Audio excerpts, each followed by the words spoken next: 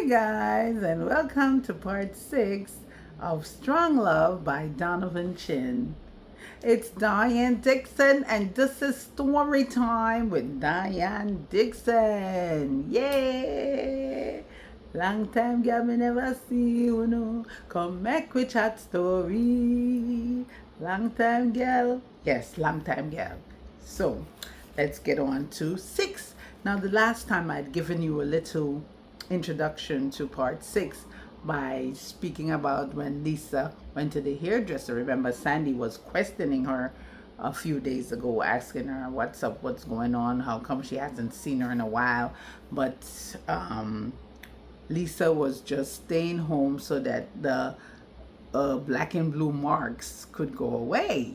But little did she know, she still bore the marks of this control freak, psycho husband she got. Young ladies, listen. Pay attention to the red flags and take your time and Jim Screechy out of there. You know what I'm saying? Don't let nobody know. Don't let him know.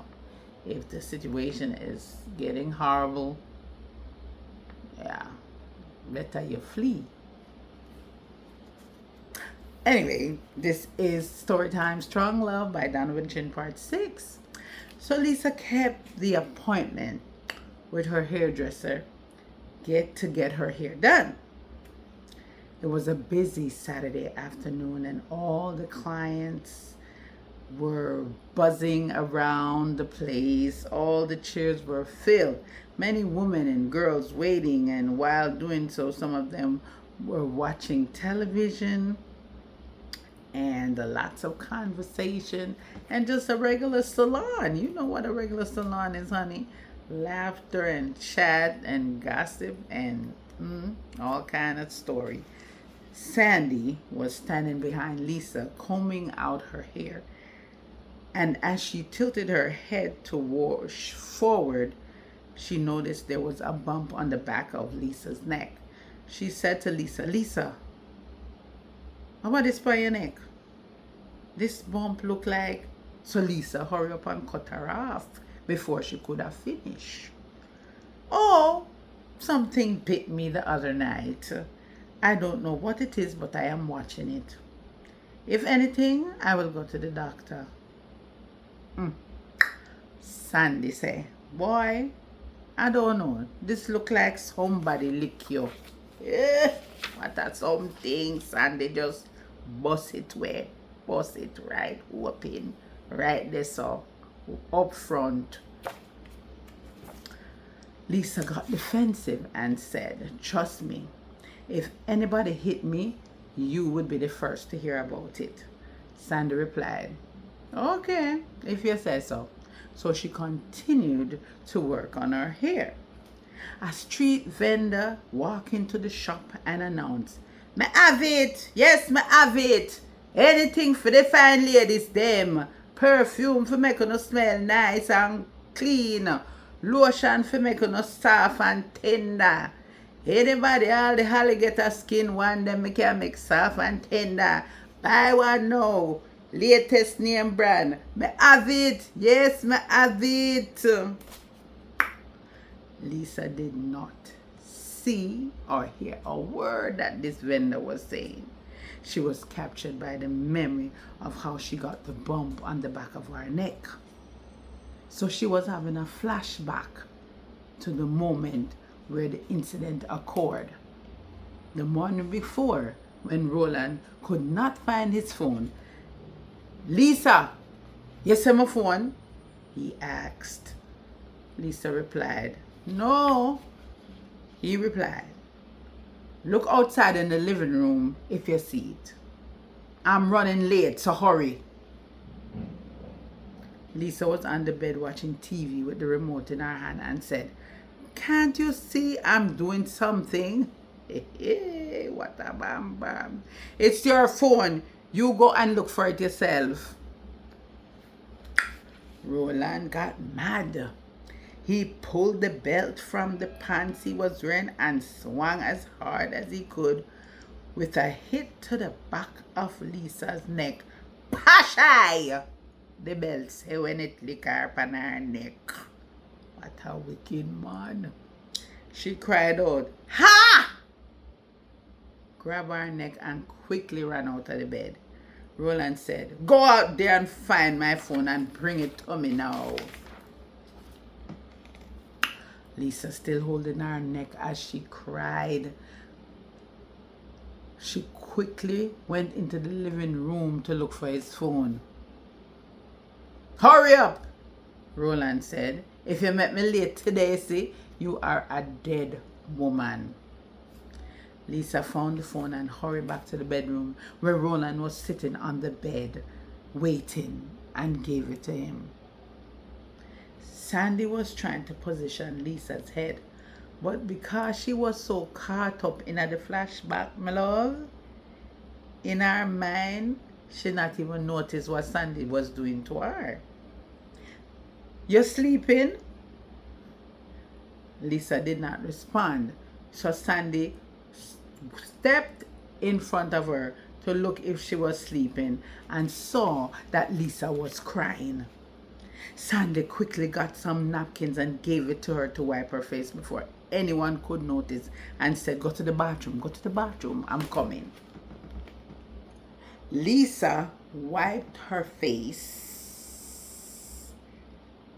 and got up and walked away as Sandy put away some stuff that she was going to use on her hair and then went to comfort Lisa.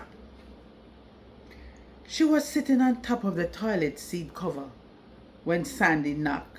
She got up and opened the door, and before Sandy could get her body through the door, the first thing she asked was, "Is the man beating you?" Lisa shook her head while she cried and said, "Yes, and I love him, but I can't take it anymore. Me done. I am finished with him." I hope for fear's sake say she done, but you know when them say them done, them not done, so till them unfortunately get done, but no make that happen too. Sorry. So Sandy hugged her and said, "Okay, it's okay, Lisa. I am here for you." What a nice friend Sandy is.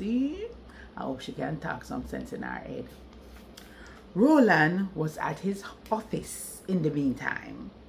He dialed the phone.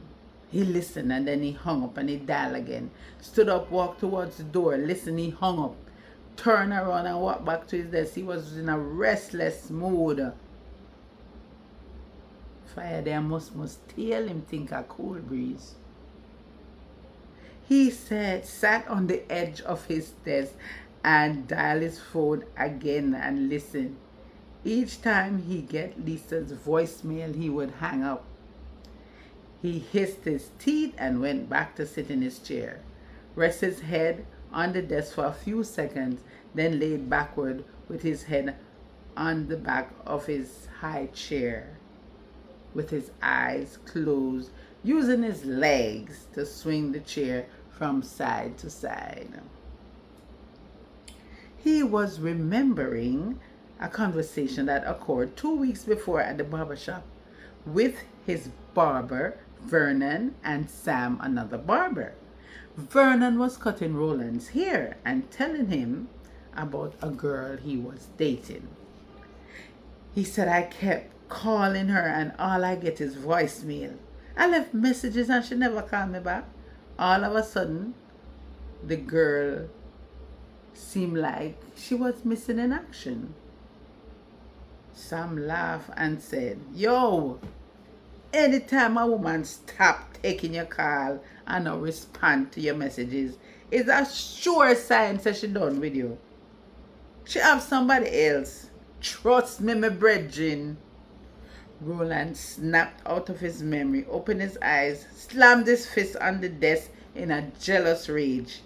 He stood up and walked out of the office.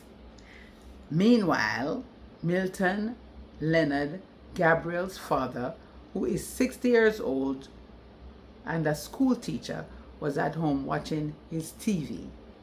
He got up and walked to the kitchen where he was cooking some sausages.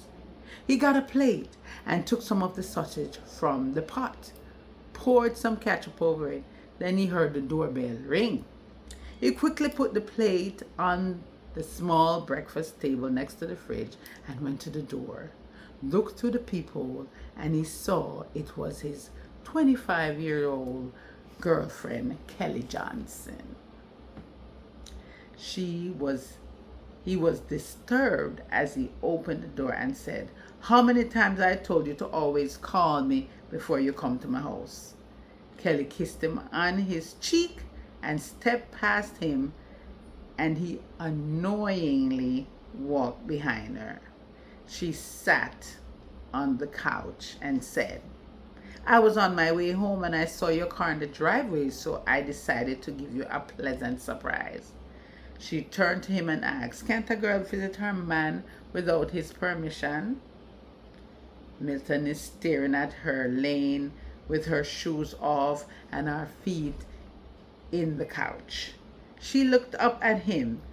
Then she got up and kissed him on his lips and wiped her lipstick from his lips with her thumb and said to the seemingly disturbed man, "Come on, baby, relax." Milton just stood there like a statue and let her have her way. She threw herself back in the couch, laying on her back, and took a breath of relief. "I'm so tired." Milton removing her feet from the couch to make room as he sat down. "If you are so tired, why don't you go home and sleep?" She responded, "Maybe I need to get plugged in so I can get charged up." Anyway, we have reached to the end of part 6. Okay, ladies and gentlemen, so it's your girl Diane with story time, and our wonderful writer Donovan Chin. He is as excited as you are to hear how his story unfolds. Okay, so you guys have a lovely rest of your day, and I hope you enjoy these stories. Remember, this one is Strong Love by Donovan Chin. Sayonara, peace out, das vidanya, au revoir, and all that good stuff. Okie dokie. Diane Dixon, story time with Diane Dixon.